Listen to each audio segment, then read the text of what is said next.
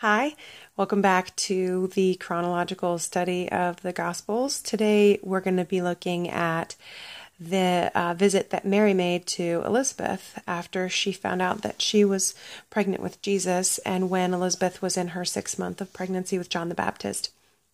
So one of the things that I picked up on while I was reading this passage was in the back of my mind, I had somehow always, I don't know if subconsciously, thought that the Holy Spirit didn't really come on the scene until after Jesus left the earth, because he said, "My spirit I leave with you."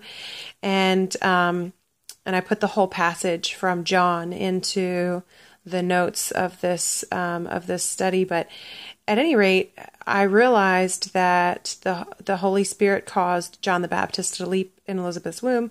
Also, the angel told Mary that the Holy Spirit would overshadow her, and really with no explanation. He just says the Holy Spirit will overshadow you, and for that reason, that Jesus will be called the Son of God. But clearly that would have been a familiar concept to her because no one had to explain it. And then I realized, the Holy Spirit is referred to even prior to that. So for whatever reason, I had gotten that in my head, but really the Holy Spirit has been, in Genesis, the Spirit was hovering over the waters. So I don't know why I had gotten that in my head, but something that I hopefully figured out a little bit better as of this reading. But so this one, I also included the Magnificat, which is the kind of Mary's poem or soliloquy, I guess, or monologue. I don't know who her audience was.